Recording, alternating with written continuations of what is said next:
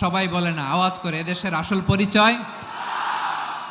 এদেশে আজান শুনে সূর্য ওঠে শহর গ্রামে, এদেশে আজান শুনে সূর্য ডুবে সন্ধ্যা নামে, এদেশে সকল কাজে সবাই বলে বিসমিল্লাহ, এদেশে ভালো কিছু দেখে শুনে হাসি মুখে সবাই বলে মাশা আল্লাহ, সুবহানাল্লাহ সুবহানাল্লাহ সুবহান। গত 15 বছরে কারা ছিল জানেন তো?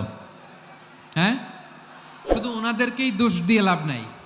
স্বাধীনতার পর থেকে শুধু শাসকের হাত বদল হয়েছে, আমরা কিছু পাই নাই, ঠিক কিনা বলেন? শুধু ওনাদের দোষ দিয়ে কি লাভ? একদল খাইছে, আরেক দল খাওয়ার জন্য রেডি হয়ে আছে। আমরা এরকম চাই না। আমরা চাই স্বাধীন সার্বভৌম বাংলাদেশ, আমরা চাই দুর্নীতিমুক্ত বাংলাদেশ। মসজিদুল হারামের মুয়াজ্জিন বানাইছেন বিশ্বনবী, সাহাবীর নাম কি? খায়া ফেলাইস, স্লোগানের সাথে খায়া ফেলাইস। আবু মাহজুরা, কি নাম? আবু মাহজুরা আল জুমাহি রাদিয়াল্লাহু তাআলা আনহু। এই নামটা আজকে নিয়ে যাইতে হবে যশোর। যায়েদ বিন সাবিত রাদিয়াল্লাহু তাআলা আনহু, নাম শুনেছেন? যশোর, কথা বেরোয় না। যদি জিগায় সালমান খানের নাম শুনছেন, সবাই হাত তুলবে, জি হুজুর শুনছি, মানে সব দেখা শেষ। আল্লাহ তাআলা বলছেন, ওয়া ইয কুলনা লিল মালাইকাতি ইসজুদু লি আদম ফাসাজাদু ইল্লা ইবলিস আবা ওয়াস্তাকবারা ওয়া কানা মিনাল কাফিরিন। আল্লাহ বলেন, স্মরণ করো সে সময়ের কথা যখন আমি ফেরেশতাদেরকে বললাম, ও ফেরেশতারা আদমকে সেজদা দাও। সব ফেরেশতারা সম্মান সূচক সেজদা আদমকে দিল। তারা আদমের জন্য সেজদায় লুটিয়ে পড়লো, একজন ছাড়া, তার নাম ইবলিস। আওয়াজ করে বলেন, তার নাম কি? সে অহংকার প্রদর্শন করলো, সে কাফের হয়ে গেল। বাকি সব ফেরেশতারা সেজদা দিল। সুবহানাল্লাহ। আবার আদম আলাইহিস সালামকে আল্লাহ জিজ্ঞেস করলেন, সব বলে দিল উত্তর, কিন্তু ফেরেশতাদেরকে একই প্রশ্ন জিজ্ঞেস করলেন, তারা উত্তর করতে পারে নাই। তার মানে এর মধ্য দিয়ে প্রমাণিত হয়, মানুষ ভালো হলে ফেরেশতার চেয়েও ভালো, ফেরেশতার চেয়েও মানুষের মর্যাদা বাড়িয়ে দিয়েছে কে? সব নূরের ফেরেশতা যখন মাটির আদমকে সেজদা দেয়, এটা প্রমাণ করে ফেরেশতার চেয়েও মানুষের মর্যাদা বাড়িয়ে দিয়েছে কে? তুমি মাটির আদমকে প্রথম সৃষ্টি করিয়া ঘোষণা করিয়া দিলে শ্রেষ্ঠ বলিয়া, তাই তো নূরের ফেরেশতা করে আদমকে সেজদা, ঠিক কিনা বলেন? তাই তো নূরের ফেরেশতা করে আদমকে সেজদা। সবার চেয়ে সম্মান দিলে মাটির আদমকে। আল্লাহু আল্লাহু তুমি জাল্লে জালালুহু, শেষ করা তো যায় না গে তোমার গুণগান। পড়েন না? পড়েন।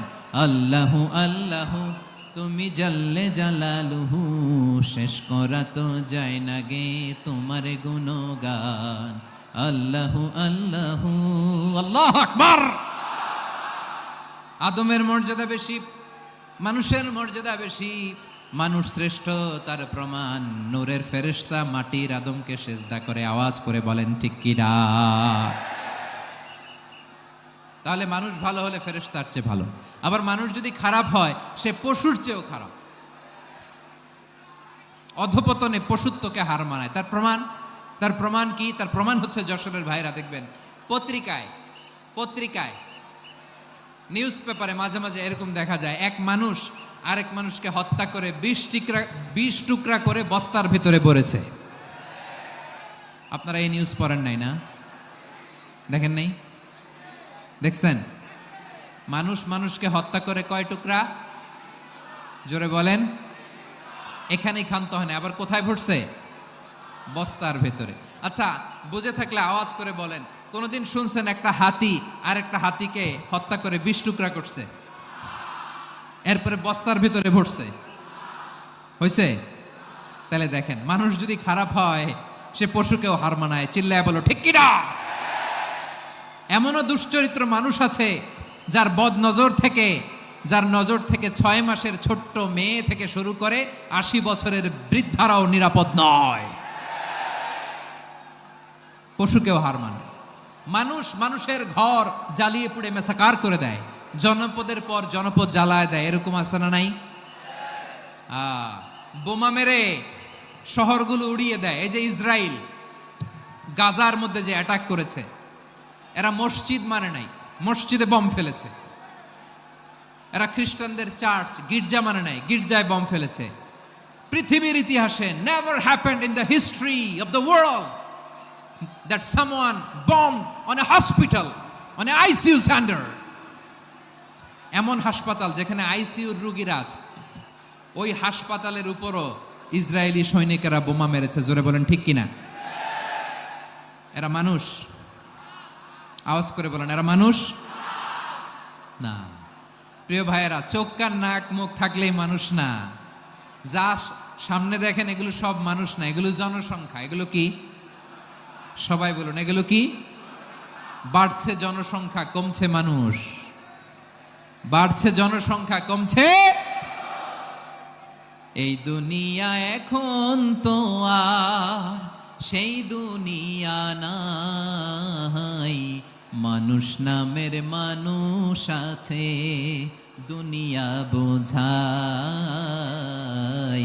সেই মানুষের ভিড়ে আমার আসল মানুষ নাই। ঠিক কিনা? আসল মানুষের বড্ড অভাব, আসল মানুষের বড্ড অভাব। আমার ভাইয়েরা, মানুষ খারাপ হলে পশুকেও হার মানায়। আচ্ছা, আওয়াজ করে বলেন, এই যশোরের ছেলেরা এদিক তাকাও, আওয়াজ করে বলো, যে ইসরায়েলি সোলজাররা উপর থেকে বোমা মারল, তারাও মানুষ? তারাও কি? ওরাও রক্তে মাংসে মানুষ, ওদেরও পরিবার আছে। বোমা মেরে যেই মেয়েটাকে তারা অনাথ বানায়, ইয়াতিম বানায়, ও কিন্তু বাসায় ওর মেয়েটাকে রেখে আসছে। ঠিক কিনা বলেন? বম্বিং করে যে বাবাকে মেরে, স্বামীকে মেরে স্ত্রীকে বিধবা বানায়, তারও ঘরে স্ত্রী আছে। উপর থেকে বোম মেরে মানুষ মেরে দিচ্ছে, তারাও মানুষ। 1945 সালের 6ই আগস্ট আমেরিকান সোলজাররা হিরোশিমায় বম মেরেছে। আমি নিজে দেখে এসেছি জাপানের হিরোশিমাতে। সকাল 8:15 মানুষ কেউ অফিসে যাচ্ছিল, কেউ খেতে খামারে কাজ করতে যাচ্ছিল। লিটল বয় নামে একটা বোম মেরেছে তারা। এই বোমের আঘাতে, পারমাণবিক এই বোমার রেডিয়েশনে আঘাতে বোম ব্লাস্ট হওয়ার পরে মুহূর্তের মধ্যে 1,40,000 নাই। উপর থেকে যারা মারতেছে এরাও মানুষ, যাদেরকে মারলো তারাও। তার মানে মানুষে মানুষে পার্থক্য আছে না? নেই? মানুষে মানুষে পার্থক্য আছে। নাক কান চোখ মুখ থাকলেই মানুষ নয়। বাড়ছে জনসংখ্যা, কমছে মানুষ। চিল্লায় বলো ঠিক কিনা? তাহলে আমরা বুঝলাম, মানুষ ভালো হলে অনেক ভালো, খারাপ হলে অনেক খারাপ। ও আমার কলিজার টুকরা যশোরের ভাইয়েরা, আসুন না 3 দিন ব্যাপী এই তাফসিরুল কোরআনের ঐতিহাসিক প্রোগ্রাম থেকে আমরা সিদ্ধান্ত নেই, আমরা ভালো মানুষ হব নাকি খারাপ মানুষ হব। কলিজা থেকে, প্রাণ থেকে আওয়াজ করে সবাই বলুন, ভালো মানুষ নাকি খারাপ মানুষ? ভালো মানুষ হইতে হবে। ভালো মানুষ যারা জগৎটাকে এনলাইটেন করবে, যারা এনলাইটেন করবে, যারা সত্যের বীর সেনানী হয়ে দাঁড়াবে, যারা সত্যের পক্ষে কথা বলবে, যারা জালিমের মসনদকে ভেঙে খান খান করে দেবে। এরকম হওয়ার দরকার আছে না নাই? এরকম ভালো মানুষ আমরা হতে চাই কি চাই না? মানুষকে যত্ন নিলে মানুষ যে কত ভালো হয় আপনি কল্পনাও করতে পারবেন না।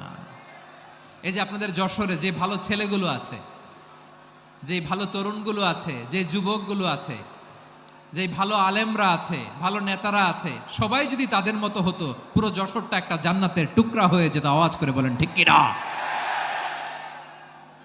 মানুষকে নার্চারিং করলে, মানুষকে পলিশ করলে, মানুষকে গ্রুমিং করলে, মানুষকে সঠিক তারবিয়া দিলে মানুষ অনন্য হয়ে ওঠে। প্রতিটি মানুষ অনন্য। আমি অনন্য, আপনি অনন্য, আমরা সবাই অনন্য। সুবহানাল্লাহ বলেন। মানুষকে আল্লাহ তাআলা দিয়েছেন অসীম ক্ষমতা, অসীম ক্ষমতা। সুবহানাল্লাহ। একটা মানুষ পারে না এমন কিছু নাই, একটা মানুষ পারে না এমন কিছু নাই। বিশ্বাস করতে হবে, মানুষ যা কল্পনা করতে পারে ওইটা মানুষ করে দেখাতে পারে। যশোরের ভাইয়ের, আই রিপিট, আমি আবারও বলছি, এই চিল্লাচিল্লি করলে আমার এই গুরুত্বপূর্ণ কথা তোমরা মিস করবা। মিস করবা, কপাল পড়া হয় না, আওয়াজ করে কপাল পড়া হবে না। আমার দিকে তাকাও। মানুষ মানুষ যা কল্পনা করতে পারে সেটা মানুষ করে দেখাতে পারে।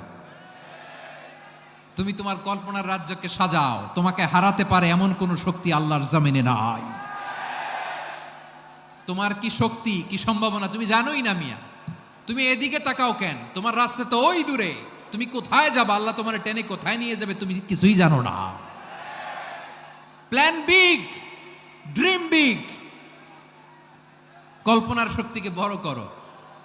মানুষ যা কল্পনা করতে পারে মানুষ তা করে দেখাতে পারে। মানুষের কাছে অসাধ্য কিছু নাই মৃত্যু ছাড়া, এক্সেপ্ট ডেথ। মৃত্যু ছাড়া মানুষ সবকিছুকে জয় করতে পারে। মৃত্যু ছাড়া যে কোনো অসাধ্যকে সাধন করার ক্ষমতা মানুষকে দিয়ে দিয়েছে কে? হারার জন্য তোমার জন্মই হয় নাই, তোমার জন্ম হয়েছে জিতার জন্য, বিজয়ের জন্য তোমার জন্ম। মানুষের শুরুটাই হয় বিজয় দিয়ে। যশোর, আওয়াজ করে বলো, মানুষের শুরু হয় কি দিয়ে? আমরা যখন আমার পিতার পৃষ্ঠদেশে ছিলাম, পিতার পৃষ্ঠদেশ থেকে শুক্রাণু যখন মায়ের গর্ভদেশে যেয়ে পড়ে, কতটা শুক্রাণু ভ্রমণ শুরু করে জানো? 20 কোটি শুক্রাণু। একবার সিমেন আউট হলে সেখানে 20 কোটি শুক্রাণু থাকে, ভ্রমণ শুরু করে। ওই 20 কোটি শুক্রাণুর মধ্য থেকে তুমি আমি আজকে এক বিকশিত শুক্রাণু মানব রূপে পৃথিবীতে এসেছি। সুবহানাল্লাহ। ওই 20 কোটি শুক্রাণুর প্রতিযোগিতায় সবাইরে পেছনে ফেলে সেদিন আমি সফল হয়েছিলাম, সেদিন আমি বিজয়ী হয়েছিলাম। সেদিন আমি এত ছোট ছিলাম, মাইক্রোস্কোপ দিয়েও আমার অস্তিত্ব পাওয়া যায় না। আমি এত তুচ্ছ ছিলাম, নগণ্য ছিলাম। আমার কান ছিল না, আমার চোখ ছিল না, আমার হাত ছিল না, আমার জন্য রিকমেন্ডেশন করার মতো মামু ছিল না, খালা ছিল না, কেউ ছিল না। তারপরেও ওই প্রতিযোগিতায়, ওই কম্পিটিশনে যখন আমারে কেউ হারাতে পারে নাই, আল্লাহর জমিনেও আমারে কেউ হারাতে পারে না। হারার জন্য তোমার জন্মই হয় নাই, তুমি আসছোই জিতার জন্য। সুবহানাল্লাহ। বিশ্বনবী বলেন, আন্নাসু মাআদিন কামাআদিনি যাহাবি ওয়াল ফিদ্দা খিয়ারুহুম ফিল জাহিলিয়াতি খিয়ারুহুম ফিল ইসলাম। Peoples are like mines of gold and silver. সোনার খনি, রূপার খনি, এর চেয়েও বড় খনি হচ্ছে এই মানব সম্পদের খনি। আওয়াজ করে বলেন আল্লাহু আকবার। আল্লাহ তাআলা এই সম্পদ আমাদেরকে দিয়েছে। বিশ্বনবী বলেন, মানুষ হচ্ছে খনির মতো।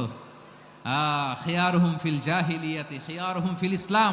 জাহিলি যুগে যারা সেরা, ইসলামেও তারা সেরা। ইদা ফাকুহু, যদি তারা বুঝবান হয় তাহলে তাদেরকে সেরা বানায় দিবে কে? তাহলে মানুষের চেয়ে সেরা কেউ হতে পারে? মানুষের চেয়ে অনন্য কেউ হতে পারে? মানুষকে কেউ হারাতে পারে? আওয়াজ করে বলো, তোমাকে কেউ হারাতে পারবে? এই সাহস জাগছে আজকের আলোচনা থেকে। আমি তুমি অনন্য, আমাকে তোমাকে হারায় দেওয়া এত সহজ না, ঠিক কি না? একটা কথা জীবনের সাথে সেট করে নিতে হবে, আমি জিতি নয় শিখি, আমি কখনো হারি না। জীবনের সাথে সেট করে নাও, জেনজি অফ যশোর, আমি কখনো হারি না, আমি হয় জিতি নয় শিখি। চিল্লায় বলো ঠিক কি না? আমি কখনো হারি না, আমার হারানো এত সোজা না। কি সাহস জাগছে? বুকে সাহস জাগছে? তাকবীর পড়ো, লিল্লাহি তাকবীর। তাহলে বিশ্বনবী বললেন, নাসু মাআদিন, মানুষ হচ্ছে খনি। এই ধাক্কা ধাক্কি আমি জানি এগুলো ভালোবাসার ধাক্কা ধাক্কি, এজন্য আমি সহ্য করে নেই। এগুলো যে ভালোবাসার ধাক্কা ধাক্কি এটা আমরা বুঝি। পৃথিবীর কোনো আইন, সিকিউরিটি প্রটোকল দিয়ে এটারে মানানো যাবে না, কারণ এটা তো ভালোবাসা, লাভ। লাভ কোনো আইন কানুন দিয়ে বাধা যায় না, মানানো যায় না, ঠিক কিনা বলো?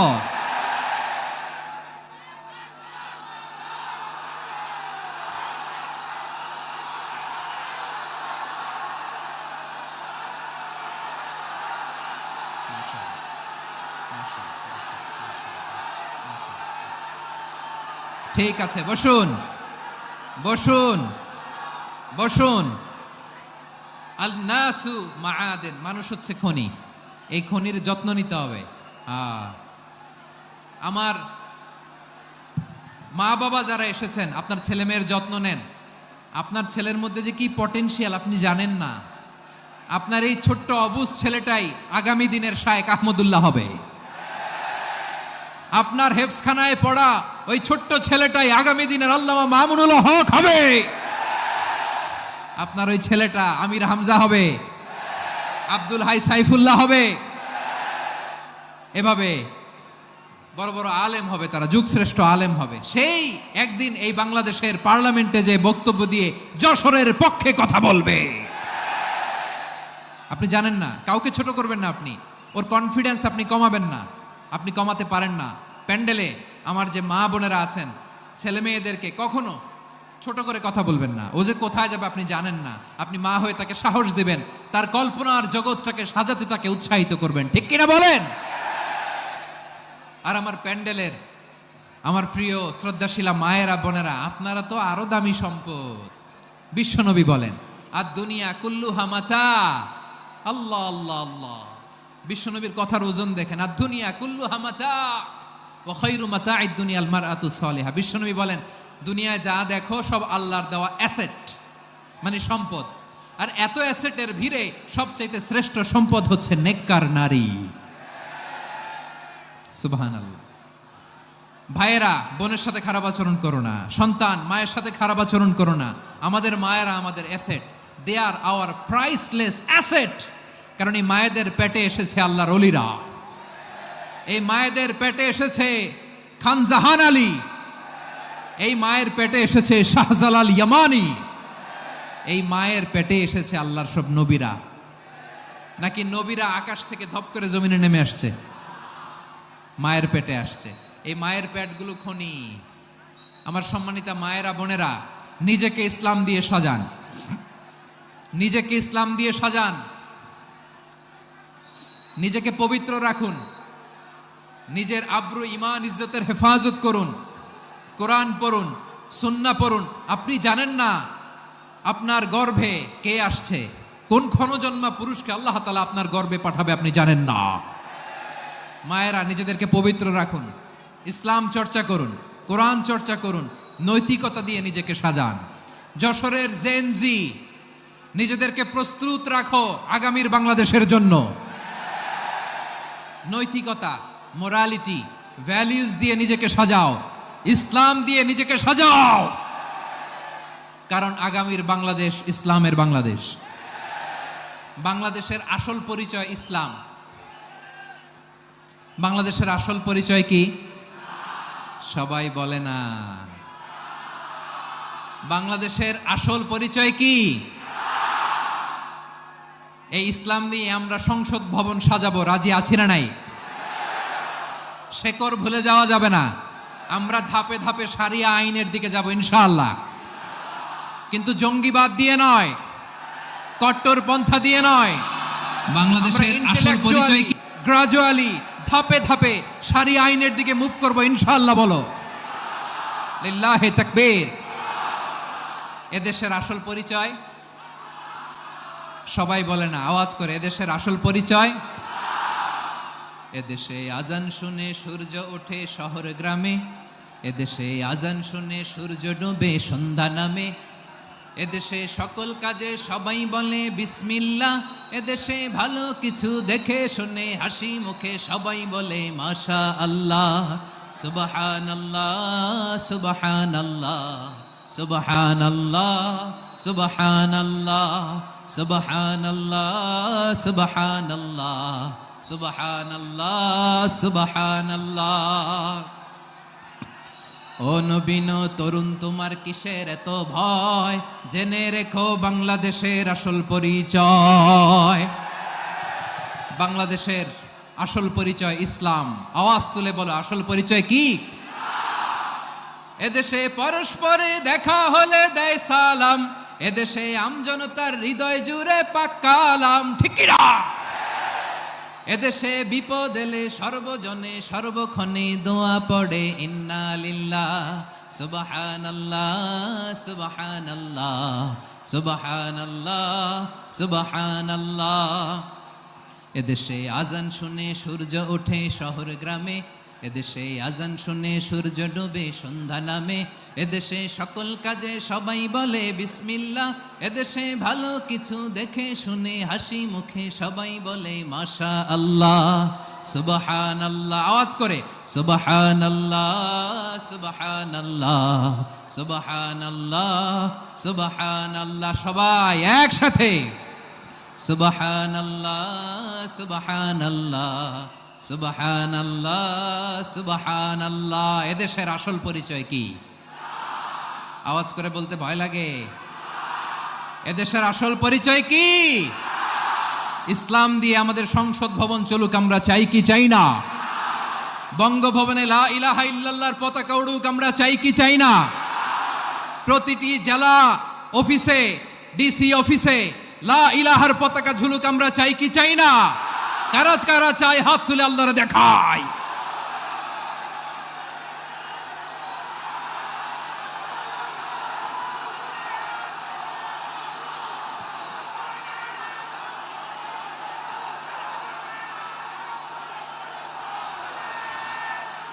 মাশাআল্লাহ, মাশাআল্লাহ, মাশাআল্লাহ, মাশাআল্লাহ। যশোর, আওয়াজ করে বলো, ভালো মানুষ না খারাপ মানুষ? বুঝে বলছো তো? মানুষ ভালো হলে যে কত ভালো।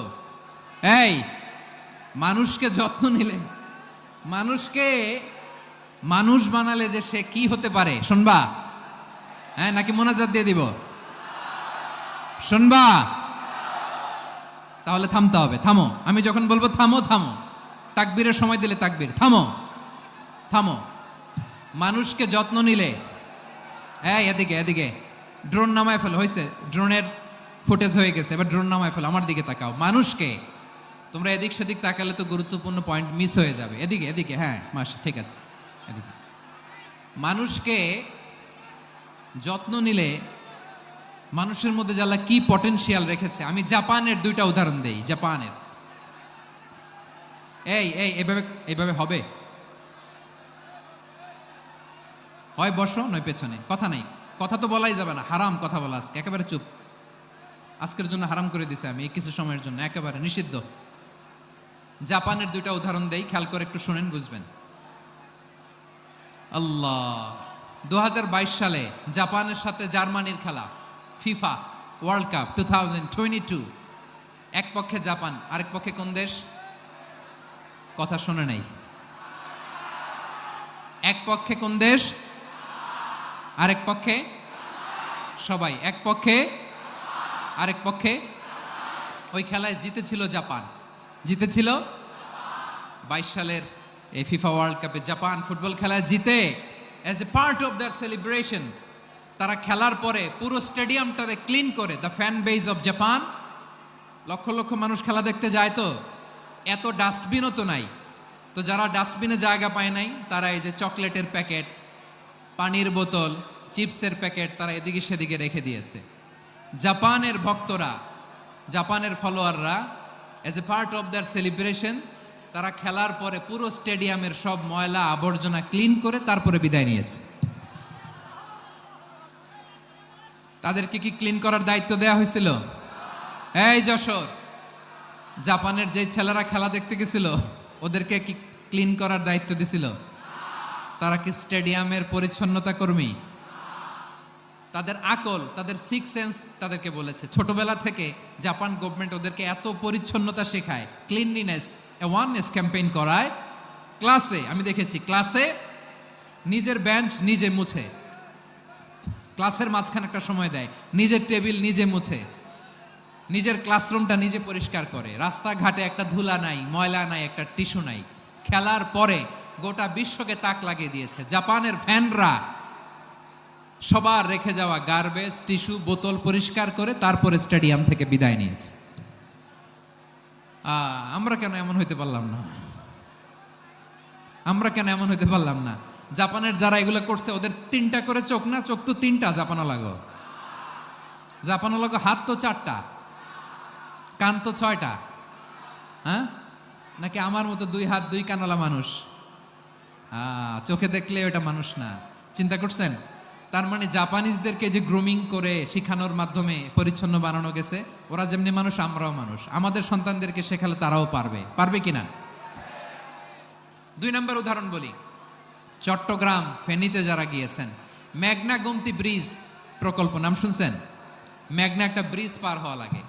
এই মেঘনা গুমতি, এখানে 3টা ব্রিজ কাঁচপুর সহ, এই 3টা ব্রিজের নির্মাণ কাজ, রেনোভেশনের কাজ দেয়া হয়েছিল জাপানের একটা কোম্পানিকে।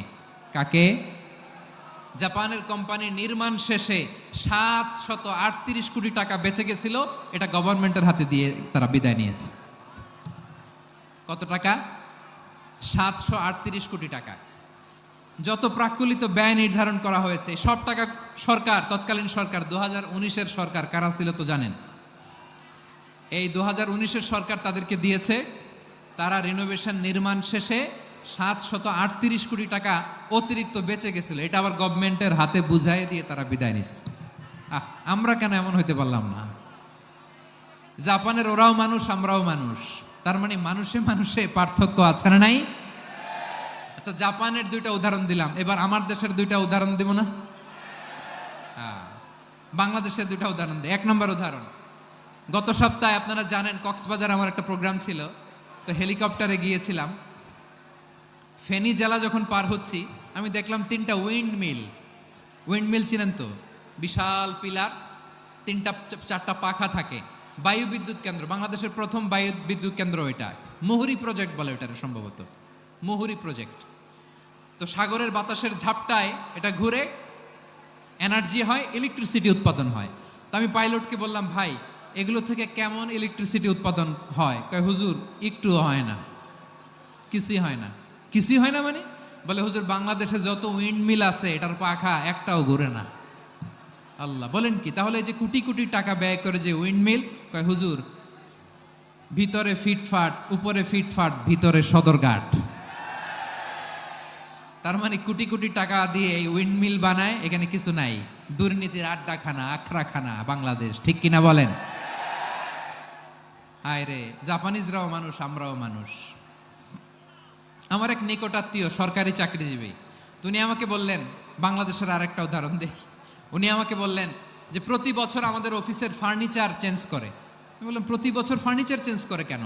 বলে যে ফার্নিচার নতুন পারচেজ করলেই তো এখানে টাকা, নতুন কিনতে পারলেই টাকা, নতুন উন্নয়নের সবক শোনাতে পারলেই টাকা। প্রথম আলোর রিপোর্ট, কি আলো? প্রথম আলোর রিপোর্ট, গত 15 বছরে উন্নয়নের নামে লুটপাট হয়েছে প্রায় 3.25 লাখ কোটি টাকা। কার রিপোর্ট? আমাদের বানানো কথা। প্রথম আলোর রিপোর্ট। গত 15 বছরে কারা ছিল জানেন তো? হ্যাঁ, শুধু ওনাদেরকেই দোষ দিয়ে লাভ নাই। স্বাধীনতার পর থেকে শুধু শাসকের হাত বদল হয়েছে, আমরা কিছু পাই নাই, ঠিক কিনা বলেন? শুধু ওনাদের দোষ দিয়ে কি লাভ? একদল খাইছে, আরেক দল খাওয়ার জন্য রেডি হয়ে আছে। আমরা এরকম চাই না। আমরা চাই স্বাধীন সার্বভৌম বাংলাদেশ। আমরা চাই দুর্নীতিমুক্ত বাংলাদেশ। আমি নিউজটা যে কতবার বললাম, এটা কি সম্ভব?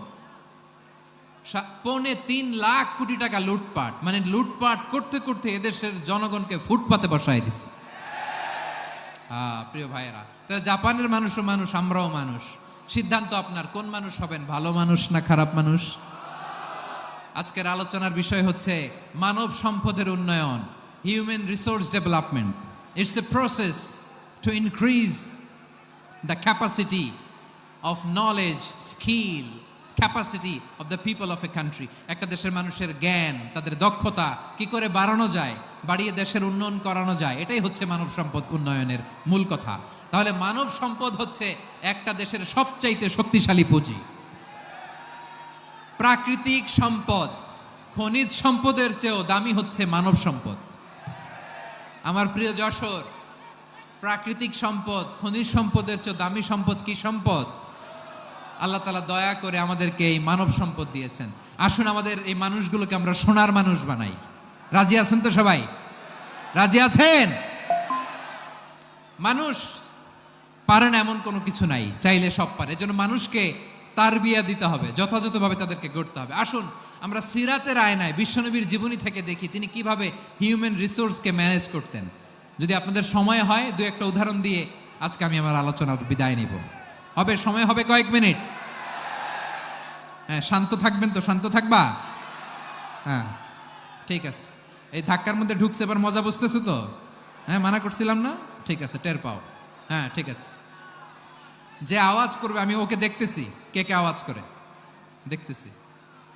শেষ কথা, শেষের দিকে চলে আসছি। বিষ্ণু ইসলাম কিভাবে হিউম্যান রিসোর্সকে ম্যানেজ করতেন, মজার কথা আছে কয়েকটা, বলে বিদায় নিব। বিশ্বনবী কিভাবে এই মানব সম্পদকে ম্যানেজ করতেন। বিশ্বনবী he was a very good talent hunter, চৌকস ট্যালেন্ট হান্টার ছিল। কার মধ্যে কি ট্যালেন্ট আছে দেখলেই বুঝে ফেলতেন। সুবহানাল্লাহ পড়বেন না? কি নবী আমরা পেয়েছি! He was a very good talent hunter. আমার নবী তিনি চৌকস ট্যালেন্ট হান্টার ছিলেন। কার মধ্যে কি প্রতিভা বের করতেন, ওই প্রতিভাকে ইসলামের কল্যাণে কাজে লাগাতেন। সুবহানাল্লাহ বলেন। যাকে যেই জায়গায় সেট করলে ভালো হবে তাকে ওই জায়গায় সেট করতেন। কয়েকজন সাহাবীর জীবনী শোনাই। আবু মাহজুরা রাদিয়াল্লাহু তাআলা আনহু, মক্কার মুয়াজ্জিন, আগে ছিল মুশরিক, পরে হয়েছে মুমিন। উনি কিভাবে মুমিন হইলেন এই ঘটনাটা একটু আপনাদের শোনাতে চাই। তা আপনাদের তো সময় নাই হাতে। হ্যাঁ, সময় আছে? এই জেনজি শেষ করে দিল আজকের প্রোগ্রামটা। 1 ঘন্টা ধাক্কা ধাক্কি করে কেমনে দাঁড়ায় আছে আমি বুঝলাম না।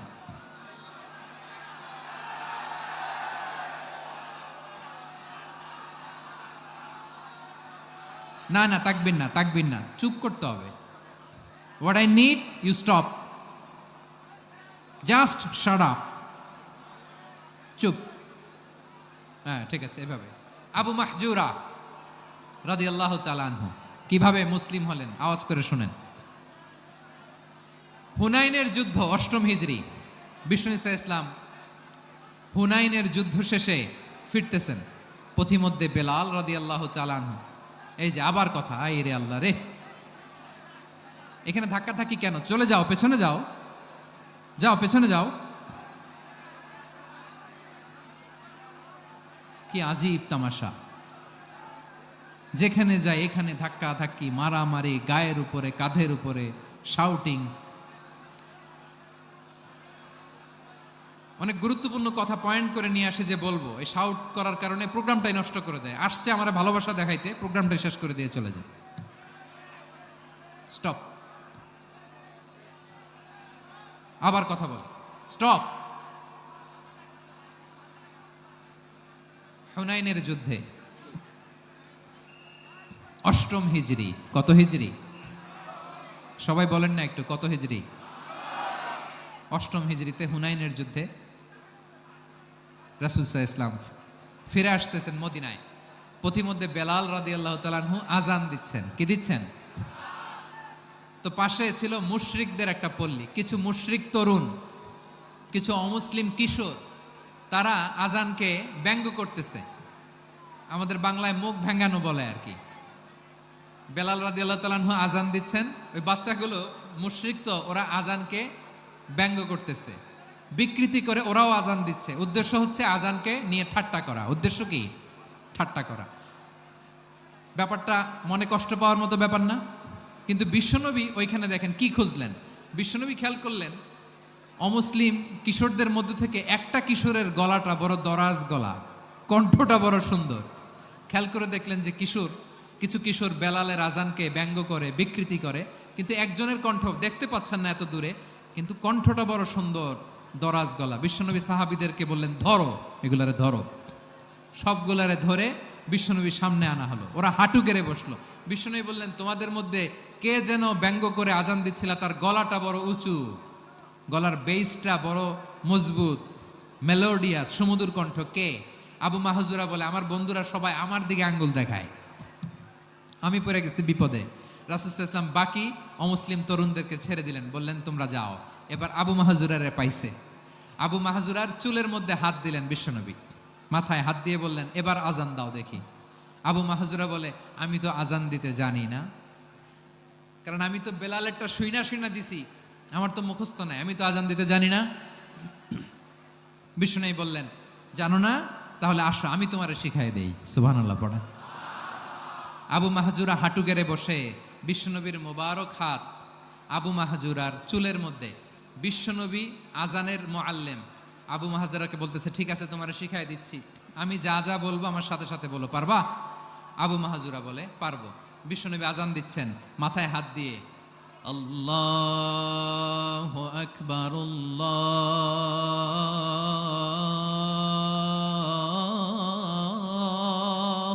আকবার। আবু মাহাজুরা এই বাক্যটা পড়লেন। বিশ্বনবী দ্বিতীয় বাক্য পড়তে আরম্ভ করলেন, আল্লাহু আকবার,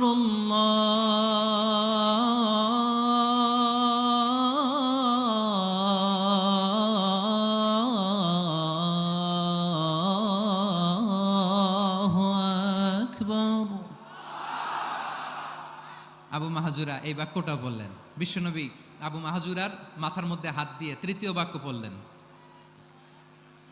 আশহাদু আল্লা ইলাহা ইল্লাল্লাহ,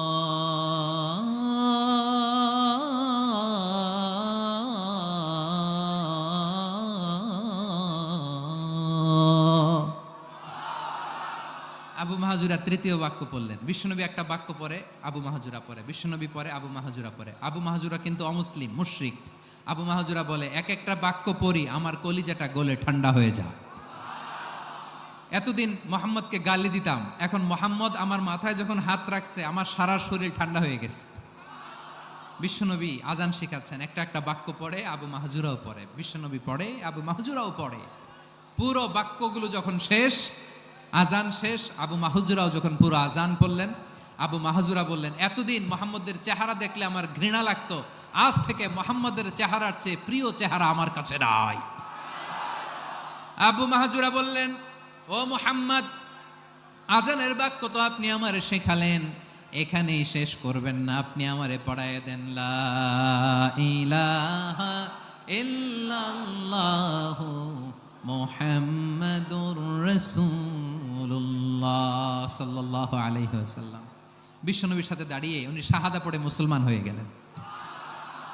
এবার আবু মাহাজুরা বলে, ইয়া রাসূলুল্লাহ, ইয়া হাবিবাল্লাহ, আমি মুমিন হয়েছি, মুসলমান হয়েছি,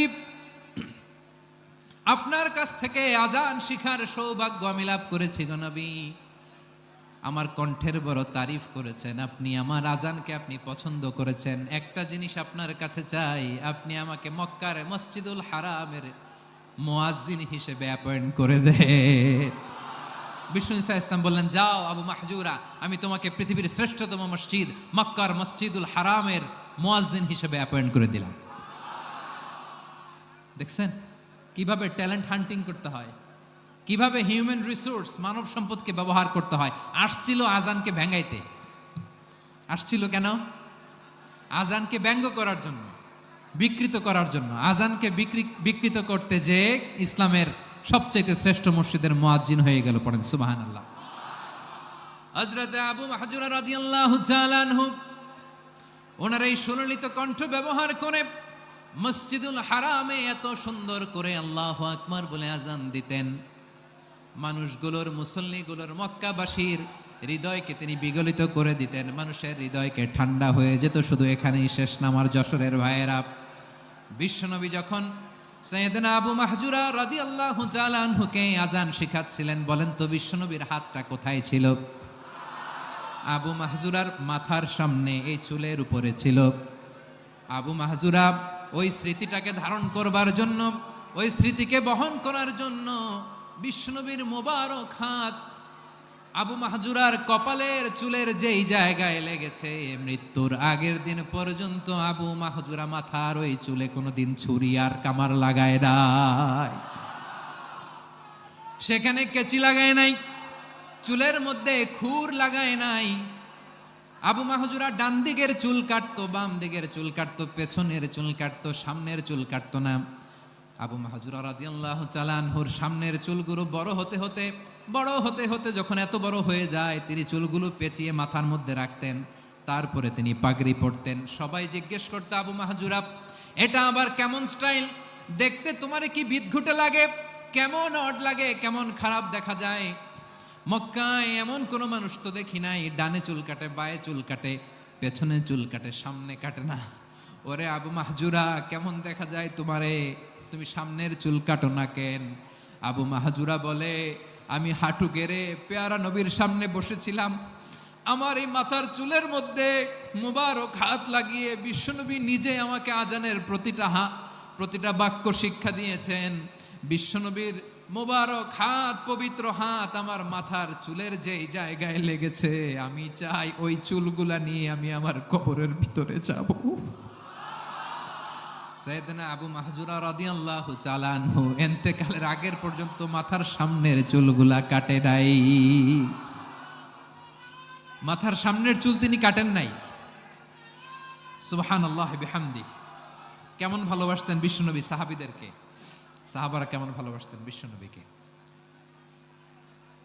সামনের চুলগুলো বড় হতে হতে এত বড় ছিল, পেঁচিয়ে রেখে পাগড়ি পরতেন, কাটতেন না। নবীর হাত লেগেছিল। সুবহানাল্লাহ পড়েন। তাহলে what is the lesson? Moral of the story কি? মোরাল অফ দ্য স্টোরি হচ্ছে, আসছিল আজানকে ব্যঙ্গ করার জন্য, বিকৃত করার জন্য, হয়ে গেল মসজিদুল হারামের মুয়াজ্জিন। দেখেন বিশ্বনবী একটা খারাপ সিচুয়েশনের মধ্যে থেকে কি ভালো জিনিস বের করে আনলেন। আমি যে শুরুতে বলেছি কিভাবে তিনি হিউম্যান রিসোর্সকে ডেভেলপ করেছেন, ম্যানেজ করেছেন। তিনি যে চৌকস ট্যালেন্ট হান্টার ছিল, দেখেন সবার মধ্যে থেকে এর বাছাই করে মুয়াজ্জিন বানাই দিয়েছেন। সুবহানাল্লাহ পড়েন। তার মানে এই না সবাইরে ধরে ধরে উনি মুয়াজ্জিন বানাইছেন। যার যেই ট্যালেন্ট আছে তাকে ওই কাজে অ্যাসাইন করেছেন। যার যেই প্রতিভা আছে তার প্রতিভাকে ইসলামের কাজে লাগিয়েছেন। সুবহানাল্লাহ পড়েন। যায়েদ বিন সাবিত রাদিয়াল্লাহু তাআলা আনহু নাম শুনেছেন? যশোর কথা বেরোয় না। যদি জিগায় সালমান খানের নাম শুনছেন, সবাই হাত তুলবে, জি হুজুর শুনছি, মানে সব দেখা শেষ। সালমান খান, আমির খান, অমুক খান, সব খান মুখস্থ, কিন্তু যায়েদ বিন সাবিতের নাম মুখস্থ নাই মুসলমানদের। যেই সাহাবী মাথার সামনের চুল কাটে নাই, মসজিদুল হারামের মুয়াজ্জিন বানাইছেন বিশ্বনবী, ওই সাহাবীর নাম কি? খায়া ফেলাইস, স্লোগানের সাথে খায়া ফেলাইস। আবু মাহজুরা। কি নাম? আবু মাহজুরা আল জুমাহি রাদিয়াল্লাহু তাআলা আনহু। এই নামটা আজকে নিয়ে যাইতে হবে যশোর। আবু মাহজুরা রাদিয়াল্লাহু তাআলা আনহু। দুই নম্বরে বলছিলাম যায়েদ বিন সাবিত রাদিয়াল্লাহু তাআলা আনহু। বিশ্বনবী দেখলেন মদিনার এই আনসারী সাহাবী হাইলি ট্যালেন্টেড, ইন্টেলেকচুয়াল, মেরিটোরিয়াস, জ্ঞানের প্রতি তার আকর্ষণ, মারাত্মক আকর্ষণ। বিশ্বনবী তাকে দায়িত্ব দিলেন, কোরআন যা নাজিল হয় তুমি লিখো, কাতিবুল ওয়াহি বানায় দিলেন। সুবহানাল্লাহ। যায়েদ বিন সাবিতরে আবার আজান শিখান নাই, কারণ তার মধ্যে বিশ্বনবী প্রতিভা দেখেছেন, একাডেমিক প্রতিভা। বিশ্বনবীর একাডেমিক প্রজেক্টগুলো তিনি হ্যান্ডেল করতেন। যায়েদ বিন সাবিত ছিল বিশ্বনবীর ব্যক্তিগত সচিব। কি ছিল? ব্যক্তিগত সচিব। বোঝেন নাই? বিশ্বনবীর ব্যক্তিগত সচিব এবং দোভাষী। ইহুদিরা কিছু লিখে দিলে এটার অর্থ বিশ্বনবীরে বুঝায় দিতেন। আবার ইহুদিদের কাছে কিছু লিখতে হলে তিনি লিখে দিতেন। বিশ্বনবী একদিন বললেন, ইন্নী ওয়াল্লাহি মা আমানু ইয়াহুদা আলা কিতাব। ইহুদিরা যে চিঠি পাঠায় অর্থ তো বুঝি না, আরেক ইহুদি আইনে অর্থ করা লাগে। আবার ইহুদিদের কাছে কিছু লিখে পাঠাইতে চাইলে আমরা তো লিখতে পারি না, ইহুদিরে দিয়ে লেখা লাগে। ওরা যে পয়রা শোনায় লিখে দেয়, আমি ওদের বিশ্বাস করি না। আমার নিজের একজন লোক দরকার। বিশ্বনবী এই যায়েদ বিন সাবিতকে চুজ করলেন ল্যাঙ্গুয়েজের জন্য। উনি বললেন, যায়েদ তোমার সফট স্কিলকে ডেভেলপ করতে হবে, তুমি হিব্রু ল্যাঙ্গুয়েজ শিখে ফেলো। যায়েদ বিন সাবিত বলল, বিশ্বনবীর মোটিভেশন আর ইন্সপিরেশন পেয়ে আমি 15 দিনে ইহুদিদের এই হিব্রু ল্যাঙ্গুয়েজ শিখে ফেললাম। শুধু শিখে ফেললাম না, হাত্তা হাদিকতু, even I became master in the language. এই ভাষা আমি পারদর্শী হয়ে গেলাম। এরপরে ইহুদিরা চিঠি লিখে পাঠালে আর কোনো ইহুদি ডাকা লাগতো না, আমি নবীর এটার অর্থ শুনে পরে বুঝায় দিতাম। আবার ইহুদিদের কাছে চিঠি লেখা লাগলে আমি যায়েদ বিন সাবিত চিঠি লিখে দিতাম। সুবহানাল্লাহ। দেখেন এত সাহাবীর মধ্য থেকে বিশ্বনবীর একাডেমিক প্রজেক্ট, ব্যক্তিগত সচিব, দোভাষী হিসেবে তিনি যায়েদ বিন সাবিতের মতো তরুণকে নির্বাচিত করেছেন। কেমন ট্যালেন্ট হান্টার ছিল আমার নবী। সুবহানাল্লাহ পড়বেন না? বিশ্বনবীর ইন্তেকালের পরে সাইয়েদনা আবু বকর রাদিয়াল্লাহু তাআলা আনহু যখন খলিফা হয়ে আসলেন, কোরআনকে সংকলনের দায়িত্ব দেয়া লাগবে, কোন সাহাবীকে দিবেন? সব সাহাবারা মিলে পরামর্শ করলেন। সাইয়েদনা আবু বকর, ওমর সবাই মিলে এই বিশাল কোরআন সংকলনের গুরু দায়িত্ব বিশ্বনবীর ব্যক্তিগত সচিব, বিশ্বনবীর দোভাষী, বিশ্বনবীর সিলেক্ট করাই লোক যায়েদ ইবনে সাবিত রাদিয়াল্লাহু তাআলা আনহুকে দিয়েছে। কোরআনের কপি তো আজকে এখানে রাখে নাই। এই যে আজকের যে কোরআন পড়েন, এটা আগে এরকম ছিল না। কোরআন নাজিল হলে সাহাবারা ওটের চামড়ায় লিখে ফেলতো, ওটের চ্যাপ্টা হাড্ডির মধ্যে লিখে ফেলতো, গাছের গুড়ির মধ্যে লিখে ফেলতো, বিভিন্ন জনের কাছে ছড়ানো ছিটানো ছিল। আবু বকর রাদিয়াল্লাহু তাআলা আনহু একসাথে করলেন, পরবর্তীতে উসমান রাদিয়াল্লাহু তাআলা আনহু একসাথে করলেন। 114 সূরার এখন এই মুসহাফ, এই কম্পাইলেশন, এই কপি আমরা পেয়েছি, যার হিউজ কন্ট্রিবিউশন ছিল। এই পুরো কোরআন কম্পাইলেশনের প্রজেক্ট ম্যানেজার ছিল যায়েদ বিন সাবিত রাদিয়াল্লাহু তাআলা আনহু। কোরআন কম্পাইলেশনের প্রজেক্ট ম্যানেজার, দেখেন ওনারে মাথায় হাত দিয়ে আজান শিখায় নাই, সুবহানাল্লাহ কইবেন না? তাহলে প্রথম সাহাবী আবু মাহজুরাকে মুয়াজ্জিন বানাইলেন, যায়েদ বিন সাবিতকে ব্যক্তিগত সচিব আর দোভাষী বানালেন, মুসআব ইবনে উমাইর রাদিয়াল্লাহু তাআলা আনহুকে ইসলামের প্রথম অ্যাম্বাসেডর বানালেন। তাহলে তৃতীয় নাম্বার একজন সাহাবীর নাম বলছি, মুসআব ইবনে উমাইর। মুসআব কি নাম? নামটা কেমন লাগে? এই কয়েকজনের ভাল লাগে, বাকিদের ভাল লাগে না? ভাল লাগে? এই এই আর কয়েকটা মিনিট দেওয়া যাবে না আমাকে আল্লাহর রাস্তে? হ্যাঁ ঠিক আছে, আমি তোমাদেরকে ভালোবাসা দেখাবো, দোয়া করব, যদি চুপ থাকো, একেবারে চুপ, কষ্ট সহ্য করো, বাকিরা যা সওয়াব পাবে তোমরা ডবল পাবা, যেহেতু কষ্ট বেশি, কিন্তু চুপ। 3 নম্বর সাহাবীর নাম মুসআব। এই ধাক্কাধাক্কি কেন রে ভাই? না না না, এরকম হইলে আসবো না যশোর, আমি আর আসবো না। হয় পিছনে চলে যাও, নাহলে চুপ, ধাক্কাধাক্কি নেই। 3 নম্বর সাহাবীর নাম মুসআব। কি নাম? He was the first ambassador in Islam. ইসলামের প্রথম ডিপ্লোমাট, প্রথম কূটনৈতিক, ইসলামের প্রথম কূটনৈতিক, ইসলামের প্রথম ডিপ্লোমাট, প্রথম অ্যাম্বাসেডর মুসআব ইবনে উমাইর। মক্কার তরুণ যুবক, উনি পারফিউম লাগাইলে মানুষ দেখলেই বুঝতো এটা মুসআব লাগাইছে। এমন ড্যাশিং ফেসের ছিল, এমন স্মার্ট ড্যাশিং ফেস, এমন পার্সোনালিটির মানুষ ছিল মুসআব রাদিয়াল্লাহু তাআলা আনহু। কারণ যিনি ইসলামের স্পোকম্যান হবেন, মুখপাত্র হবেন, তার স্মার্ট হওয়ার দরকার আছে না নাই? আকাবার প্রথম শপথ যখন হলো, তাদের সাথে বিষ্ণু ঈসা ইসলাম মদিনাতে একজন মুখপাত্র পাঠালেন, ডিপ্লোমাটকে পাঠালেন, অ্যাম্বাসেডর অফ ইসলাম, তিনি হচ্ছেন মুসআব ইবনে উমাইর। পড়েন সুবহানাল্লাহ। বিশ্বনবী দেখলেন সে অনেক স্মার্ট, তার ডেডিকেশন আছে, সিনসিয়ারিটি আছে, এবং মদিনায় যে আউস খাজরাজ গোত্রের নেতাদের সাথে ডিল করতে হবে, ইহুদিদের সাথে ডিল করতে হবে, ওখানে একজন পাক্কা জানু খেলোয়াড়ের দরকার আছে না নাই? মুসআব ইবনে উমাইর রাদিয়াল্লাহু তাআলা আনহু, ওনাকে বিষ্ণু ঈসা ইসলাম চুজ করলেন। এবং বিষ্ণু ঈসা ইসলামের এই চুজিংটা, এই সিলেকশনটা এত সুন্দর ছিল, তিনি মদিনাতে যে বিশ্বনবী আসার আগেই মদিনার জমিনকে তিনি উর্বর করে ফেলছেন। প্রতিটা ঘরে ঘরে কালিমার দাওয়াত তিনি পৌঁছায় দিচ্ছেন। জুমার বিধান নাজিল হয়েছে, কিন্তু মক্কায় পরিবেশ নাই জুমা পালনের। বিষ্ণু ঈসা ইসলাম একজনকে দিয়ে খবর পাঠালেন, যাও মদিনায় মুসাবকে যে বলো, মুসাব তো আমার শিক্ষক, আমার স্পোকম্যান, মদিনাতে যেন তারা জুমা কায়েম করে। বিশ্বনবীর আগেই মুসআব মদিনার মুসলিমদেরকে নিয়ে মদিনায় প্রথম জুমা কায়েম করে ফেলছে। কোন সুবহানাল্লাহ। ডিপ্লোমাটদের কেমন হইতে হয়, অ্যাম্বাসেডারের কেমন হইতে হয়, মুসআব রাদিয়াল্লাহু তাআলা আনহুর কাছ থেকে শিখে নাও। মুসআব নামটা কেমন লাগে? যশোর যাদের সন্তান হবে, ছেলে সন্তান, আমার রাস্তায় পাইলে সবাই জিজ্ঞেস করে, হুজুর একটা নাম দেন, আমার ছেলে হবে। যশোরবাসীর জন্য আমি একটা নাম দিয়ে দিলাম, নাম রাখতে হবে মুসআব। কি নাম? নামটা যাদের ভাল লাগে, ছেলে সন্তান অনাগত আসবে, মনে চাইলে নাম রেখে দিবেন মুসআব রাদিয়াল্লাহু তাআলা আনহুর নামে মুসআব। তাহলে মুসআব রাদিয়াল্লাহু তাআলা আনহুকে বিশ্বনবী ল্যাঙ্গুয়েজ শিখান নাই, সফট স্কিল শিখান নাই।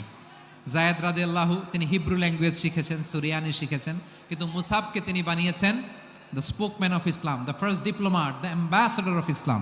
সুবহানাল্লাহ পড়বেন না?